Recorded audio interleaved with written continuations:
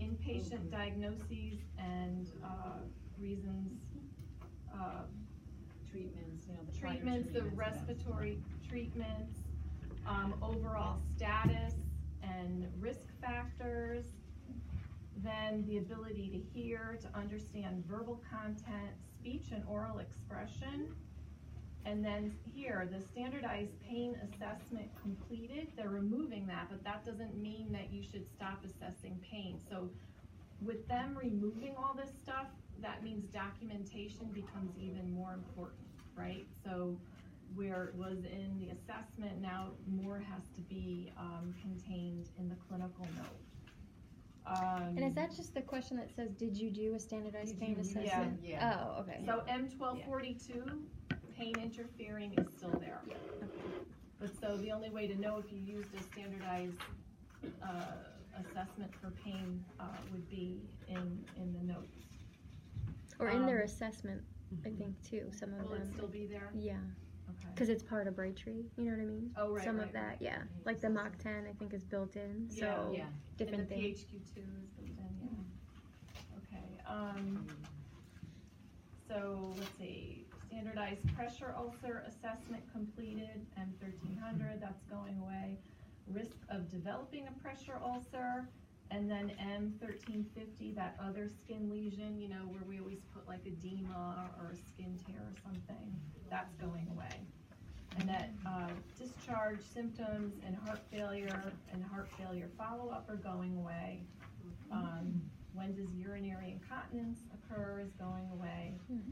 The ability to plan meals, use telephone, and prior med management are going away. And then hopefully you're like that at the next presentation when you see the new stuff. M1313, worsening of pressure ulcers. What's that? Is going away. And then psych nursing. All right. So that's some of the stuff that's going away.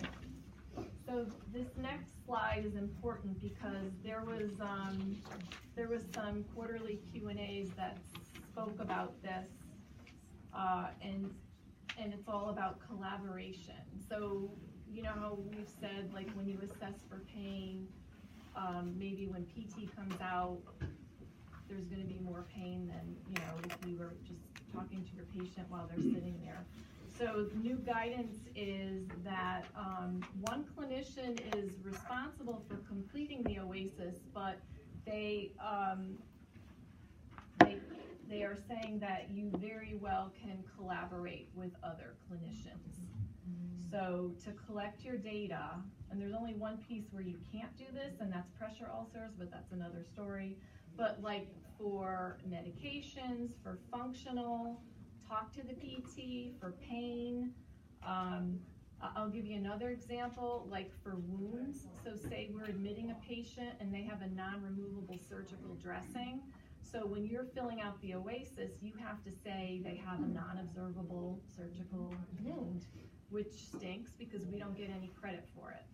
But if somebody else goes out within the 5-day window of that start of care, and we can now take the dressing off and observe it, and maybe that nurse sees, oh, there's bloody drainage and whatever, and you guys can confer, and now this is a non-healing surgical wound. So Oasis can be updated because it's in the 5-day window, and then you would just change the Oasis completion date. So that's good. At the last therapy meeting too, in the therapy assessments, all of the functional questions for Oasis, word for word, are in there in an optional section, right? For assessment, it's mandatory. It is mandatory. ADL, So on a therapy evaluation, if that's also done in the 5-day window, they're asked the same functional questions that the nurses are filling out. So that can also be another source of, you know, kind of data for us, and like written down, you know, proof that they don't have to do separately. But if you case conference or there's ever a question about it, you know, you can also use the therapist data that they've entered to help us maybe get an accurate picture too of that, whether it's pain or functional, walking, whatever it might be. And I know some of the therapists sometimes try to, if they're going to admit the same day, even overlap a little bit with the nurse. So when the PT gets them up, they're doing the Oasis walk. That you can count that as your Oasis walk, at the same time. So if you don't want to be there, have a therapist be there for your whole admission, and you don't want to be there for their whole eval. But if you, it's okay to do that, and plan that. And if you do, then sometimes you're doing it at the same time, and that helps too with the documentation. Yeah, so coordination and scheduling, getting everybody out there in that 5-day window, that's really what we want to try to do, so that we have everybody's information and we can pull from that and get the best information for the patient. Who updates the Oasis within that 5-day window? If we submitted the Oasis already, will you send it back to us to add about the surgical? We could do that, or we've corrected it as well. Oh, you will, either way. Yeah, either way. It's just when it gets sent back, things get really delayed very quickly. And so they're tied to also the plan of care. Do we tell you like, oh, Miss Julian, there's the dressing was removed within the 5 days, a non-healing surgical wound. Can you please update the Oasis? That would be great. Yeah. That would be great. And also, hopefully it's picked up in review, because by the time it's reviewed, it's The 5-day window is passed, so it should be in there. So we really have to communicate with them. Yeah, that would be awesome. And I just want to reiterate to just document your conversations and your communications with everybody. That really needs to be in the record as what we're doing. And I've talked to some people that have gotten surveyed recently by the state, and the state is specifically looking into the charts to say, gee, is that collaboration, is that coordination being done? And they're looking for the documentations. in Not the just charts, about so. Oasis, but in general, Oh, just talking in about general, the care, yeah, right? just general, your communications and all that stuff. Just a reminder. Exactly. Because we know you do it, you're talking to each other all the time. Just make sure you put in the. And then I'm gonna add in, when you're writing that, to make sure you document specifically who you spoke to, not just the nurse, and everything that you spoke about. So there's a couple parts to it, make sure the name of the person you spoke to and exactly what you said is in that Also, you documentation. can just say case conference with physical therapist, Meredith, or. Yeah, with Meredith. You have to put what you said to them. Yes. Yeah, you don't have to put. You don't have to have all the book, details, but what was it about? Was it about the wound, or just in general what you spoke about, not just at your case conference. The other thing we're starting to see too is, and it's evident the case conferencing maybe isn't happening as often as it should. Like nurses will go out and discharge the patient and do an Oasis, but PT is still seeing the patient. So then you just wasted your time doing an Oasis, because we can't keep it. So for everybody's sake, you don't want to do work you don't need to do. And you don't want to not do the Oasis, and you think the PT is still in, or the PT think the nurse is still in and they're not, and then now you did a note, now you got to go back and do more work and do an Oasis. So throughout the whole care, make sure you really are communicating, minimum every 2 weeks. That's the state regulation, and then we want to see it in the chart, so everybody's on the same page. Same thing, a patient's going to outpatient, everybody needs to know that, so that we all discharge at the same time, and again, everybody's on the same page. So if they call and tell you, like what Lily said, that the patient's non-removable, as Jane can, they should document that they spoke with you? Sure. Okay. So here's just a quick knowledge check for the One Clinician Convention. Select the best response regarding this One Clinician Convention. The comprehensive assessment includes Oasis, remains the responsibility of one clinician, that's response A. And then B, the assessing clinician may elicit feedback from other agency staff in order to complete the Oasis. And then C is both A and B. What do you think? What? One has to write it, or Right. Yep. Answer is D. Okay. Okay, so before we go on to the falls, I happen to be looking at a chart, and this kind of goes right into the collaboration that we were just talking about. So there was a patient that we admitted to service that had a skilled nursing assessment and a physical therapy assessment within the 5-day window. So the patient had a diagnosis of heart failure and a UTI. And the nurse's clinical assessment showed that the patient had a Foley catheter also that he was dealing with. Patient's vision was impaired. He had macular degeneration and he uses a magnifying glass to read things. Braden score was 15. Mach 10 was 7. So the respiratory assessment was that the patient fatigues easily, gets short of breath with minimal activity, and he has increased shortness of breath. So it's probably from before he went to the hospital. His pain, he has left leg pain daily, but intermittently. Ambulation and transfers, he ambulates with a walker with assistance. Poor balance, requires supervision. The narrative said the patient ambulates infrequently with a rolling walker, uses to transfer with assist of 1 at all times. Helper does more than half of the effort. Transfers with a walker and standby assist. There's fall precautions and the patient gets dizzy upon standing. So I got a pretty good picture going on with what this guy looks like. PT assessment, the Mach 10, they scored it as a 10 when they went out. Braden scale was 18. Patient has arthritis, weakness, uses a magnifying glass. He has pain daily and intermittently. His transfers, he requires verbal cues and a walker. He ambulates with a walker and assistance. He requires steadying assistance with the rolling walker, gait, and transfers. He gets dyspnea with minimal exertion. And his ambulation, he's on ambulation, transfer, and falls precautions. So by looking at that clinical information, you can have a pretty good idea what that patient looks like, what he's probably able to safely do, and what he's probably not really able to safely do.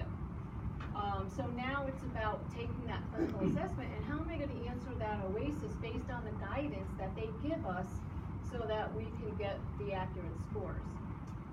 So for vision, he was scored as a 0, having normal vision, and he should have actually been partially impaired because using a magnifying glass isn't considered corrected lenses.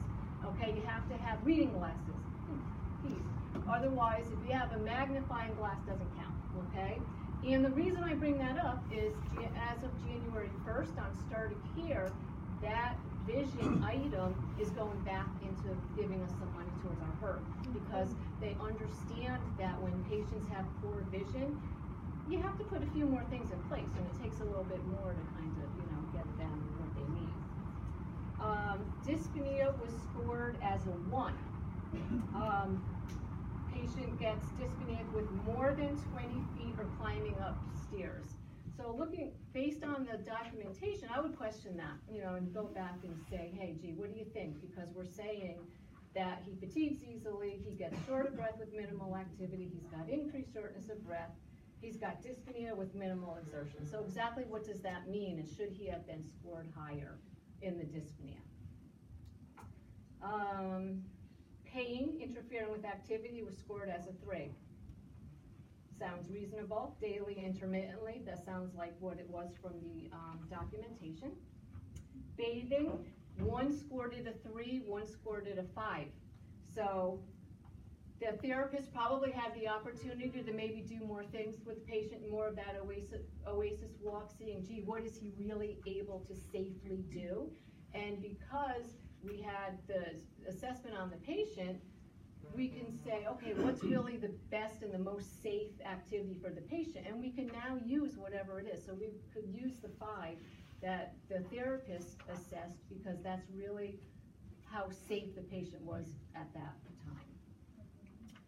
time. Toileting, when reminded, assisted, or supervised sounds appropriate. In transferring, patient was scored a 1 and a 2. So when we score a patient a 1, what we're saying is the patient just uses a device to transfer, or they need a little bit of minimal assist, like ear help, right, one or the other, okay? So if the patient needs human assistance and a device, it's always at least a 2, and then you're gonna go from there down, whichever, for depending on how much help the patient actually needs. So this patient, it just all over the documentation. And that's why having that really good, clear clinical documentation is excellent, and it's so important because it tells you right here exactly how the patient is and what he can do. So that would be more appropriate. We would want to score that a 2. And ambulation was a 3. He needs supervision or assistance, which was appropriate. And medications also, he was a 3. He was unable to get to the medications because he needed assistance, so he was scored a 3. So it just kind of goes to show you, by working together and getting the information on the patient, we can get the best information. Patty, can you just review the magnifying glass again, Oh, please? absolutely. So when the Oasis is asking the question, do they have normal vision? Is it slightly impaired, and then it's greatly impaired, or whatever it is? What the guidance tells us in the Oasis is, if a patient uses reading glasses that they normally use, then we can score them 0 normal vision, because that's considered a corrected device and it's okay. If a patient uses a magnifying glass to read the newspaper or to do those things, it's still considered that they have impaired vision, because they do not consider a magnifying glass a corrective lens. So that's the difference. So what would be your answer? So, 1 or 2? it should be a 1. It should be a 1, because the patient used a magnifying glass, so he still had impaired vision. Okay. Going back to the Oasis, so if the registered nurses will do their Oasis at start of care, you mean that PT have their own Oasis too? I thought we only do the Oasis. They don't have an Oasis, but they have the same similar questions. So part of their assessment has the questions. Oh, you have. Yeah. It's part of our assessment. It doesn't transpose Right. the Oasis, but it's mandatory for us to answer those questions. I don't want to dwell on this, but I'm Okay. very confused, because the cheaters that you use for eyewear are magnifying glasses. Well, It's an okay, but Oasis they're rule. talking about this versus this. You know what? I don't write it. I just. But you're still saying it's an impairment. Yes. So you still answer it as if it's an impairment. Yes, because the Oasis guidance, Right. whoever wrote that little book over there, said that glasses are considered a corrective lens, whether they're a prescription or I get them Right. at the drugstore. Okay. So as long as I use them all the time, like I'm Right. supposed to, I can consider that a corrective lens. Mhm. But the Oasis says, if I use a magnifying glass, that is not a corrective So don't lens, count it's it, but just a it just means they magnifying. can't see it. But she said it's still an impairment. Yes, it would It's still be an a one. impairment because I can't see, but Right. you can't judge their vision with Oh. it. Okay. So Yeah, if they have their yeah, magnifying yeah. glass, they can read It's their one- pills, it's one pretend of they don't those have one. things in They the can't read their guidance that you pills. just have to say, okay. All right. And who knows the reasons? Yeah, right, so that's why knowing the guidance, is important, and that's why you have Julie in here, because she knows Okay. it inside out, and she's gonna know all those little It nuances didn't of come how out they like say, little kids. this is how you're supposed to look at this item and answer the question. So, Okay. yeah, I know. It's the Oasis, that's why we call it Oasis speak. Okay, so the new section is gonna be the fall section, it's section J. It's only 2 questions, okay, but what they did was they pulled the falls out of the emergent care, and they gave it its own little home. So, you're gonna answer the falls questions, the first one is J 1800, and it's, did the patient have any falls? And the second one is 1900, if the patient had falls, then we have to write down and document what the falls were. And we're still gonna answer this one at transfer, discharge, and death at home. So we need to document any witnessed or unwitnessed falls since the last start of care or resumption of care. So, and that's what we do now anyway. We go out and we find out the patient had a fall or whatever it is, we write it in the chart. So we just wanna make sure we're continuing to do that. And then this is just what the item is gonna look like on the Oasis. So really, what that means for us, it's about, we have to really make sure we're accurately tracking the patient's falls. We've asked Brightree, can you put a little something in the chart that's gonna help us to, monitor and measure the falls? They haven't been able to do that yet. I know several agencies have asked for that, so they might be working on it, but right now, there's not a means inside the chart to actually track the falls. So we're just gonna have to make sure that somehow we're able to do that for each of our patients. So if anybody has any suggestions or ideas on the easiest and best way to do that, let me know. So we wanna make sure we're getting the information. And when you're answering the question, you can look at the record, obviously, look at incident reports, and that's a reminder too, when someone reports a fall, to make sure you're filling out that incident report. And then on the bottom is the post-fall section, which is a part of the falls prevention program. So just remember to fill that part out. That goes to Anita. And then we can just, ask caregiver, patient, gee, how many falls have you had? What were they like? So the most, I guess, most means for us to try to make sure we're getting it accurately tracked. So what's considered a fall? So definition of fall, it's an unintentional change in position coming to rest on the ground, the floor, or on the next lower surface. So when you fall, you can land on the bed, you can land on the chair, you can land on the floor, you can land anywhere. It could be witnessed or unwitnessed, and it could be reported by the patient, it could be reported by a caregiver, or you can find out somebody fell by, obviously coming across them when they're lying on the ground. So it's not a result of an overwhelming external force.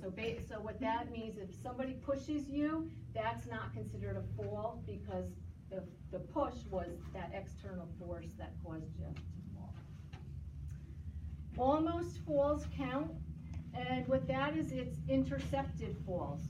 So an intercepted fall is when somebody trips and they would have fallen if they didn't land against the wall or if somebody didn't catch them on the way down.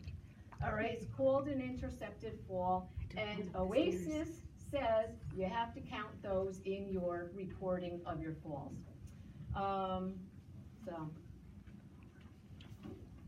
Okay, and then we have challenging a patient's balance. You therapists in the room, this is what you do when you're going out and you're working with patients. Someone may have had a stroke or something, you're testing their balance and you're pushing them. So you're anticipating that they might fall. So CMS doesn't consider those a fall if they were to fall, because it's part of your therapy that you're doing. So they understand that challenging a patient's balance and training him or her to recover from a loss of balance is an intentional therapeutic intervention, and it does not consider anticipated losses of balance that occur during supervised therapeutic interventions as intercepted falls. So here's what J1800 looks like. Pretty simple, it's a yes or no. Either the patient had falls and you're going to then answer J1900, or they didn't have any falls and you're going to skip it and go on to the next one. A dash is also valid here, but please never, ever, ever use a dash here, because you should know the answer to this question, because we need to make sure we're tracking the falls and we're recording. It's a yes or no So question. Why they put a dash? All right, so we have a patient, and an incident report describes an event in which Mr. S appeared to slip on a wet spot on the floor during a home health aide bath visit. He lost his balance and bumped into the wall, but he was able to steady himself and remain standing. So did this patient have a fall on the Oasis? It's intercepted. Yeah. Yeah, he had an intercepted fall, and that's considered a fall, so we would have to report that. Okay, so this one, a patient's participating in balance retraining activities during a therapy visit. The therapist is intentionally challenging the patient's balance, anticipating a loss of balance. The patient has a loss of balance to the left due to hemiplegia, and the physical therapist provides minimal assistance to allow the patient to maintain standing. So are we gonna record this fall? Right. Pretty easy, okay? So again, CMS understands that. But by the same token, if therapy is working with a patient and you're walking the patient to the bathroom and the patient were to fall, that would be considered a fall because it's not a part of your therapeutic treatment. That's the difference in those. Okay, so once we decide that the patient had a fall, J1800, we're going to go on to J1900. And we have to know how many falls the patient had and what the highest degree of injury in the falls was so that we can answer this question and report them. So every single letter has to have an answer. So you have to put something in A, something in B, and something in C. It's going to be either none, one, or two or more. So they have the definitions of what you're going to use to put the patient in the right category. So no injury is considered, there's no evidence of any injury is noted on physical assessment by the nurse or the primary care clinician, no complaints of pain or injury by the patient, and no change in the patient's behavior is noted after the fall. So that's going to be a fall with no injury. A fall with injury except major would be skin tears, abrasions, lacerations, superficial bruises, hematomas, sprains, or any fall-related injury that causes patient to complain of pain. So that's going to be your minor, not major fall.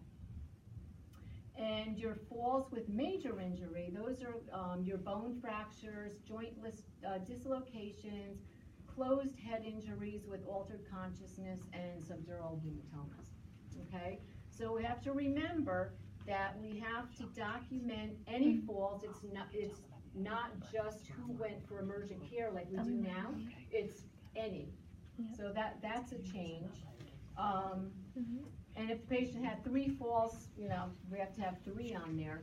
The one thing with this item is if the patient has a fall and there's multiple injuries in that fall, what you're going to do is you're just going to record the highest level of injury.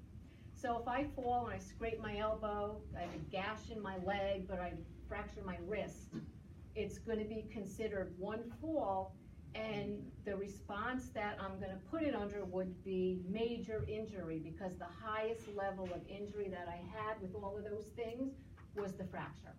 So it would go under C. So wait, so this question is also asking how many. So if they fell 3 times, you would put 3. Well, if they fell 3 times, then you're going to mark all 3 falls, but this was one fall with 3 different injuries. So No, I know, but like this question just looks like you would mark if they had injury, but on the actual Oasis, you're actually going to have to say how many falls, though, too. And each fall you have to code? Yes, so, right, so let's say I fall 3 times. Yeah. 1 had no injury, 1 I scraped my elbow, and 1 I scraped my knee, okay?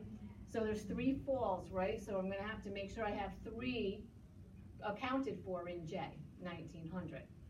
I forgot what I said the injuries were already. Knee, elbow, and nothing. Okay, None and 2 minors. Right. See, this is the way I write stuff down. Okay. So no injury is going to be 1 fall with no injury, right? That's one of the falls, no injury. So you're going to have a 1 in A. Does that make sense? Okay. I had 2 falls that had scrapes. So I'm going to have 2 falls in B, which is injury except major, right? Does that make sense? Yeah. Right? And then I'm going to have a 0 in the number of falls with a major injury because I didn't have any major injuries. So I counted for all 3 of my falls, and I responded to the highest level of injury with that. I have a question. So is the number of falls in sock Yep. is that the 24 hours, or is that with 6 months, or is that? Excellent question. I'm gonna go over that for you too. Absolutely, yes. So, but you're right to say, you know, what am I measuring here? You know, what kind of time